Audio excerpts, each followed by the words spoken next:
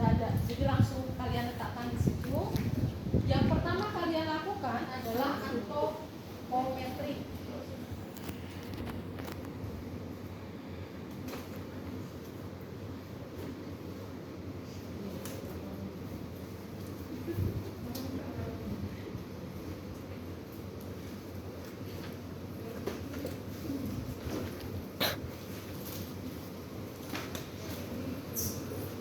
Untuk yang pertama adalah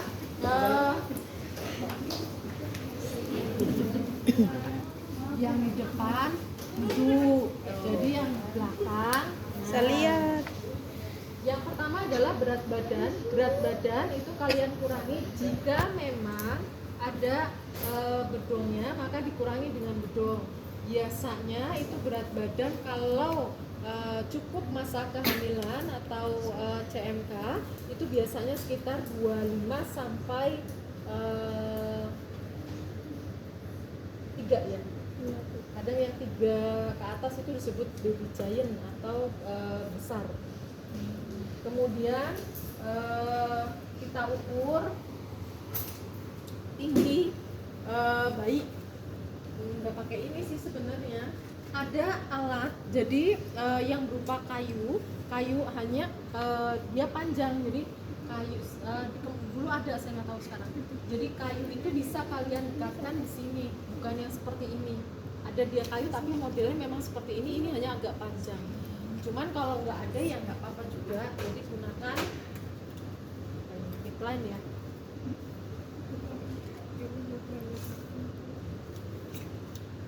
Karena dia bayi yang memang masih bayi dan licin, maka kalian pegang hati-hati di bagian sini, leher dan pundak. Kemudian dari ujung kepala mana yang paling tinggi. Nah, ini sampai ke kaki, hati-hati kakinya diluruskan, jika memang tidak lurus diluruskan. Baru kemudian sampai ke tumitnya. Misalnya yang normal itu 97 misalnya ya, saya katakan. Itu berat badan, tinggi badan. Yang berikutnya lingkar kepala. Kalau tadi yang paling tinggi ya, yang suturannya paling tinggi, yang ini yang paling menonjol ke belakang ya. Kadang-kadang ada, kalau kalian pertolongan dengan vakum tahu ya? Ya. Ya, dengan sedot itu biasanya akan ada benjolannya. Nah, itu yang benjolan itu juga diukur karena itu melalui yang paling besar. Dan ini di atas telinga ya. Jadi diukur normalnya 30 sampai 33. Saya umur 32 cm. Nextnya berikutnya itu adalah lingkar dada. Jadi antropometri itu ada tinggi badan, berat badan, kemudian lingkar kepala dan lingkar dada. Normalnya yang lebih besar dada apa kepala?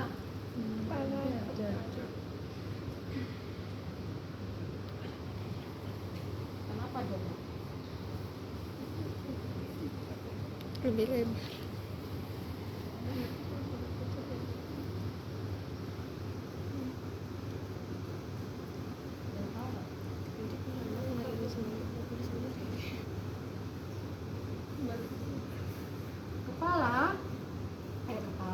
Dada itu diletakkan di atas puting susunya ya. Jadi sebenarnya ini karena saya nggak tahu puting susu yang mana, ya nggak kelihatan.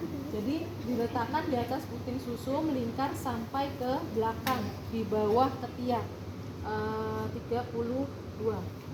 Kenapa? Kalau ini pembesaran kepala secara terus-menerus, dikhawatirkan bayinya mengalami hidrocephalus.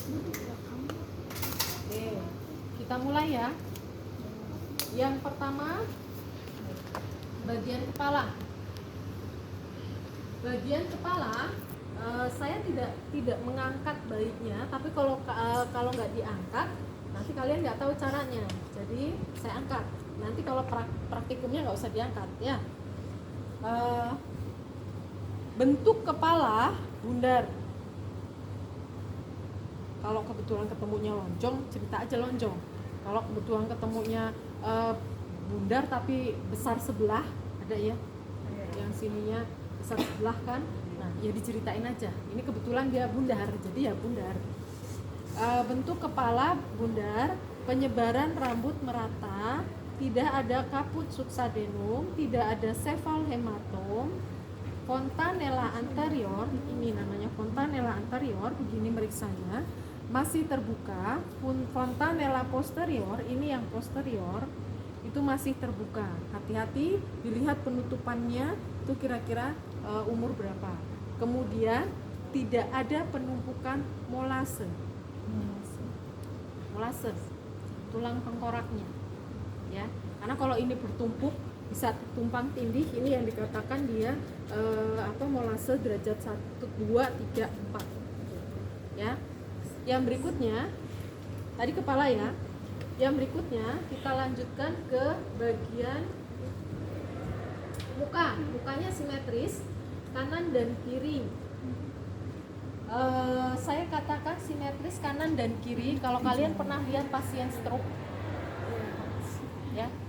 Jadi kan ada tuh matanya turun sebelah atau bibirnya turun sebelah, ya. Kalau naik sih jarang. Kalau naik berarti dia lagi bermain. Tapi kalau dia turun, maka itu bisa mengakibatkan kalau kalian pernah dengar yang sindrom beberapa sindrom itu dia biasanya ada kelemahan di otot wajah. Nah, itu yang bisa jadi pada bayi sudah dialami sejak lahir. Kemudian kita ke mata. Kedua mata bentuknya simetris kanan dan kiri, terdapat kelopak mata, kemudian konjungtiva. Ini kalian turunkan di sini. Konjungtiva berwarna merah. Kemudian tidak ada katarak kongenital, tidak ada glukoma kongenital. Bagian pupil hitam, di bagian yang putih itu apa? Sklera ya. Skleranya tidak ikterik. Kalau ikterik apa? Nggak bersih kayak kekuningan. Iya, kan saya bilang kalau nggak putih kan ikterik. Kalau ikterik kan warna kuning. Kemungkinannya dia kenapa?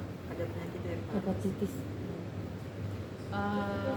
Hepat. Sebenarnya pada saat dia, kalau kalian belajar ya nanti ada ikterus yang fisiologis, ada ikterus yang patologis. Ikterus fisiologis jika terjadi pada umur anak 1 sampai 3 hari, dan ikterus patologis terjadi jika anak berumur 7 hari ke atas, ya. Jadi itu sudah dikatakan patologis. Lihatnya tadi, dari tadi skleranya, ikteriknya, ya. Jadi kalau misalnya dari awal kalian udah tahu ibu anaknya ikterus, kadang-kadang ibunya yang disupport untuk ASI, memberikan ASI minimal, walaupun belum banyak tapi sudah dikonsumsi. Kemudian tidak ada perdarahan pada kelopak mata. Bagian hidung, kedua bentuk hidung simetris kanan dan kiri, terdapat 2 lubang hidung, tidak ada perdarahan, tidak ada fraktur. Kemudian terdapat septum. Septum itu penyekat ya, yang di tengah-tengah. Ya, septum itu penyekatnya. Kemudian di bagian mulut. Di bagian mulut terdapat bibir atas dan bawah, bentuknya mulut itu simetris antara kanan dan kiri. Terdapat palatum. Kemudian belum terdapat gigi. Kalau kalian masukkan tangan kalian, itu ada yang namanya palatum mole. Jadi palatum mole itu kalian tahu kerang ya, bentuk kerang mutiara. Nah, itu seperti gerigi. Kalau kalian sentuh yang di bagian atasnya, nah itu seperti ada bentuk kerang mutiara. Kalau kadang-kadang pada baby masih normal karena dia baru, nanti lama-lama akan menghilang. Dan ini wajib dilihat palatumnya, karena ini yang saya katakan terdapat beberapa kelainan pada janin. Misalnya labioskisis, apa artinya?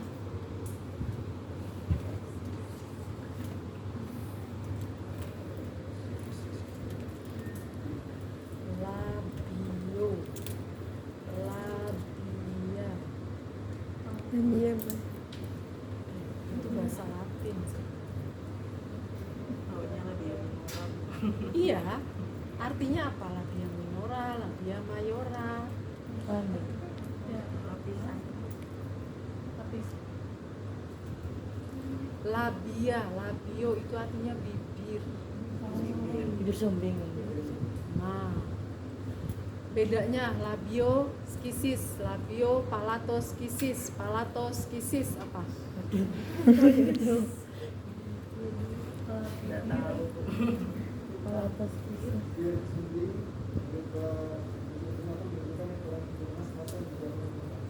Ah, emang agak suaranya gedein dikit gitu, saya udah ini. Aku jadi seaduk. Jadi something bisa. Bedanya palato. Kayak kamu di Semuanya sama-sama sumbing. Ini kesini ada. Labio apa palato? Siap. Labia, tadi saya katakan ya, labia itu artinya bibir. Berarti bibirnya misah. Tapi palatumnya yang atas ya, yang tadi saya katakan ada palatum mole. Nah, palatum mole itu yang di atas tuh. Nah, yang dinding atas. Itu namanya palatum. Jadi kalau labio berarti bibirnya aja misah. Tapi palatumnya masih utuh sehingga suaranya masih jelas. Tapi kalau sudah palatoskisis, palatumnya membelah. Kadang palatumnya aja tapi bibirnya itu secara formologis itu masih dempet. Hanya palatumnya itu biasanya sudah mulai membelah yang atasnya sehingga ada suara sengau. Labiopalatoskisis.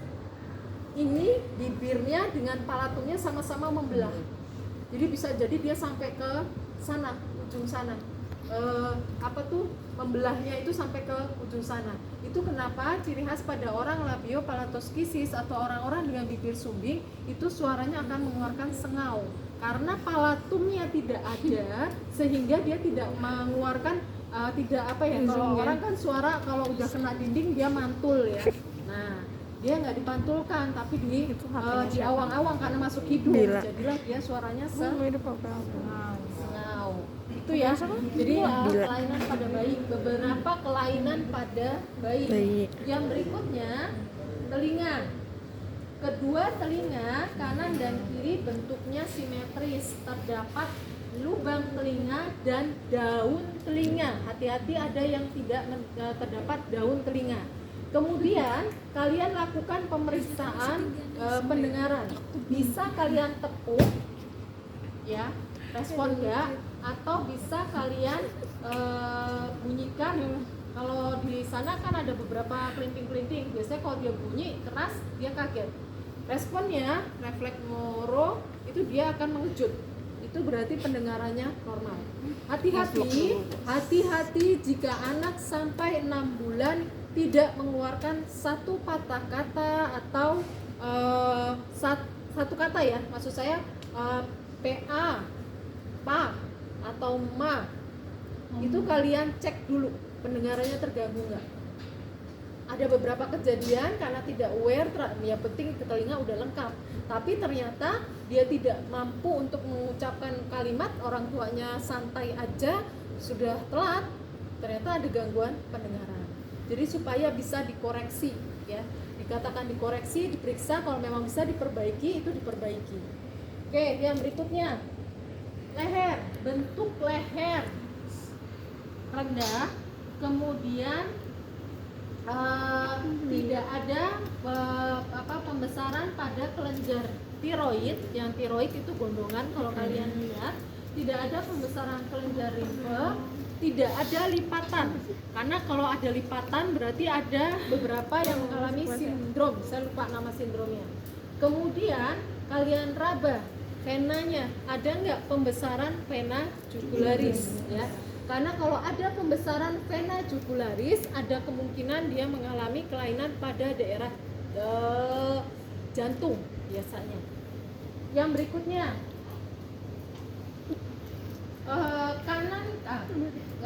tangan kanan dan kiri simetris, panjangnya sama antara kanan dan kiri, kemudian tidak terdapat kelemahan atau tangan dapat bergerak bebas, jari kanan dan kiri lengkap, tidak ada polidaktili. Kalau poli itu lebih, kalau sindaktili itu kurang. Kemudian tidak ada selaput ya. Kalau dia lebih biasanya sih ada selaput. Kalau nggak lebih dia nggak ada. Kemudian di bagian dada tidak ada perdarahan, bentuk dada simetris antara yang kanan dan kiri, tidak ada retraksi dinding dada. Kalau ada retraksi dinding dada, bayinya ngapain?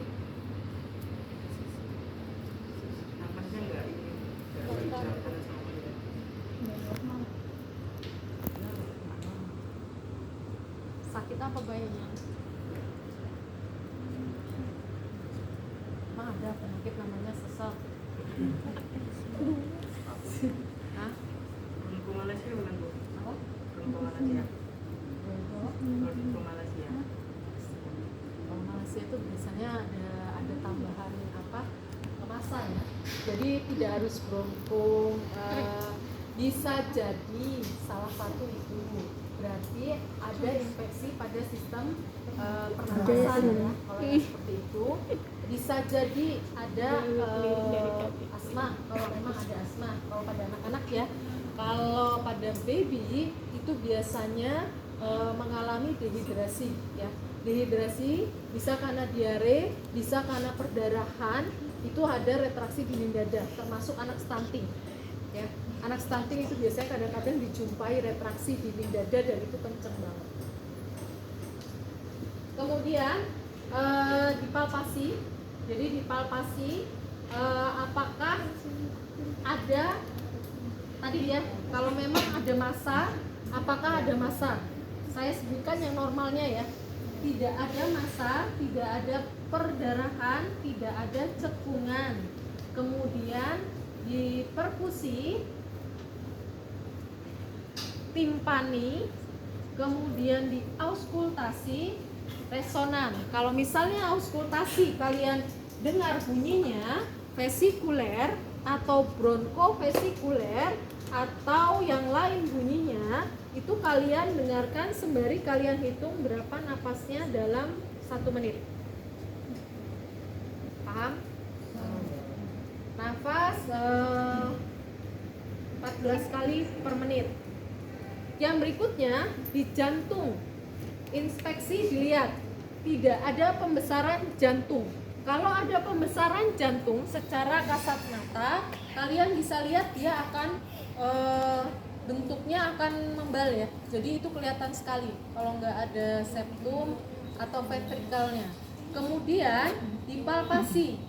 Palpasi itu untuk menentukan bagian atas apek dan bagian bawahnya. Di bagian mana interkostanya ya. Jadi antara 34 dan 45 itu kalian tentukan. Jika memang dia normal, kalau nggak normal itu akan ada pergeseran ya, pergeseran dari posisi jantung. Yang ini kalian perkusi. Jadi untuk memastikan yang dari palpasi tadi kalian perkusi. Kalau dia peka atau redup, kira-kira itu posisinya benar atau tidak. Kemudian baru terakhir kalian dengarkan bunyi jantungnya. Ini yang saya katakan, hati-hati jika kalian memang bertemu dengan anak-anak kelainan jantung. Bunyi normalnya itu adalah lub-dub. S1, S2 terdengar, tapi bisa nggak yang ketiga terdengar? Bisa, yang keempat juga bisa terdengar ya. Jadi pada anak-anak dengan kelainan jantung itu biasanya mudah diamati. Kalau dia nangis itu dia langsung biru ekstremitasnya biru, padahal cuma nangis toh. Nah, itu kalian bisa nilai jantungnya kira-kira yang terdengar S1, S2, S3 atau S4 ya. Ini S-nya beneran ya, bukan analogi. Jadi memang S1, S2 terdengar bunyi kluk-kluk. Kemudian kalian hitung bunyi jantung 162 kali per menit.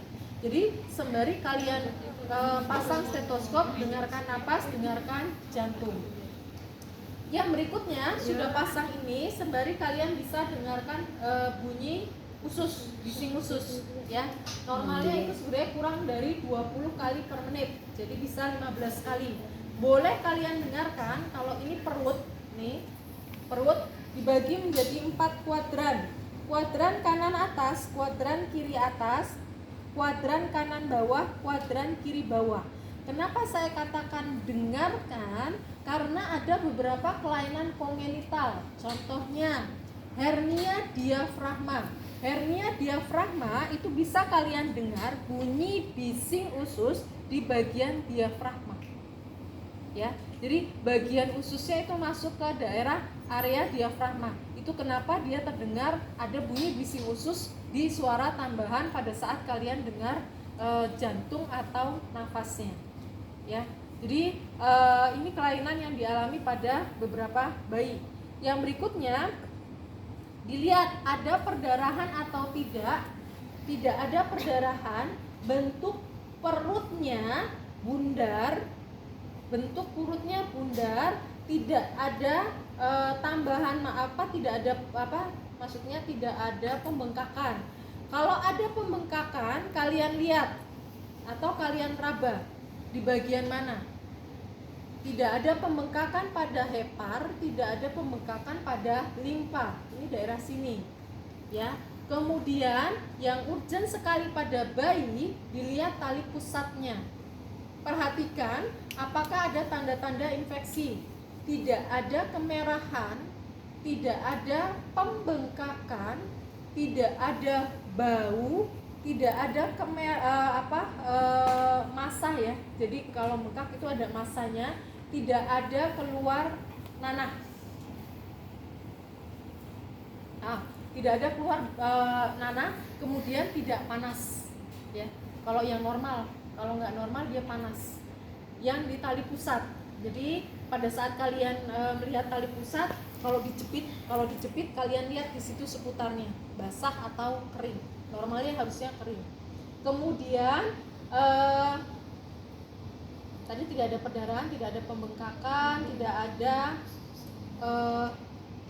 yang dia bentuknya cekung ya, cekungan itu juga tidak wajar karena biasanya terdapat pada bayi-bayi yang mengalami dehidrasi. Dehidrasinya kenapa? Bisa karena diare, bisa karena perdarahan, atau bisa karena dia kurang cairan ya. Jadi yang dehidrasi, yang cekung maupun yang cembung itu tidak baik bagi bayi. Yang berikutnya kita periksa pada daerah kaki dulu. Yang kaki kanan dan kiri simetris, bentuknya sama panjang. Yang saya katakan ada yang tidak sama panjang, itu nanti bisa dikoreksi, tapi tolong dilihat apakah benar-benar sama panjang. Bergerak aktif, tidak ada polidaktili dan tidak ada sindaktili. Selesai. Baru genitalia. Yang wanita tadi dikatakan ada labia mayora, ada labia minora. Dilihat lubangnya ada tidak, karena ini aware sekali pada baik yang cowok dan yang cewek. Ada 2 ya, kalau yang 2 tambah 1, 3 anus yang cewek. Lubang uretra, kemudian untuk lubang apa itu namanya? Vagina. Saya lupa, kayaknya vagina yang di atas, uretra yang di bawah ya. Vagina, uretra dengan anus. Nah, kalau pada pria yang diperhatikan, apakah lubang uretra letaknya di ujung? Kalau kalian pernah dengar ada yang atlet voli, nah itu lubangnya sebenarnya letaknya yang salah. Aslinya penampakannya sebenarnya sudah pria, Tetapi karena lubangnya salah tempatnya, bukan salah bunda mengandung, tapi memang itu morfologi pada saat dia pembelahan atau meiosis atau mitosis, di saat dia sel-selnya membelah, itu lubangnya terbentuknya di bawah, kalau nggak di bawah di pinggir, sehingga pada saat dia BAK dia jongkok. Itu sebenarnya salahnya aja, tapi jadi dampaknya panjang ya. Padahal sebenarnya nggak masalah, dia hormonnya hormon pria, bentukannya memang sudah pria, hanya karena salahnya di situ sehingganya zaman dulu kan nggak ada ya koreksian seperti itu, nggak tahu, jadi dianggapnya ya seperti itu. Untung masih dia masih normal ya, maksudnya coping dirinya masih bagus gitu. Jadi jika dia tidak di ujung, letaknya di mana? Bisa di bawah, bisa di pinggirnya. Ini yang namanya hipospadia. Kalau dia sakit kencingnya, setiap kencing dia nangis, setiap kencing dia nangis, hati-hati ada fimosis. Ya. Kalau fimosis enak, cuma disunat. Yang agak susah yang tadi hipospadia, dia koreksi lubang. Ya. Yang berikutnya untuk pria, skrotumnya sudah turun atau belum. Ya. Itu yang diperhatikan. Kemudian yang berikutnya adalah yang belakang. Ini caranya megang. Ya. Dilihat apakah ada perdarahan, apakah ada cekungan, apakah ada cembungan. Saya ceritakan yang normal. Tidak ada perdarahan, tidak ada cekungan, tidak ada cembungan ya, atau tidak ada pembengkakan. Kemudian tulang ekor lurus. Jadi bisa jadi dia nggak lurus, bisa skiolosis, bisa lordosis. Jadi ini yang nanti apa pengaruhnya kalau wanita itu biasanya pengaruhnya ke tulang panggul. Jadi bisa normal atau enggak lahirannya, sebenarnya arahnya ke situ aja. Dan yang berikutnya biasanya dia akan cepat lelah kalau dia tulangnya skiolosis. Ya. Yang berikutnya anus. Saya lupa tadi di awal ya. Ini jam berapa?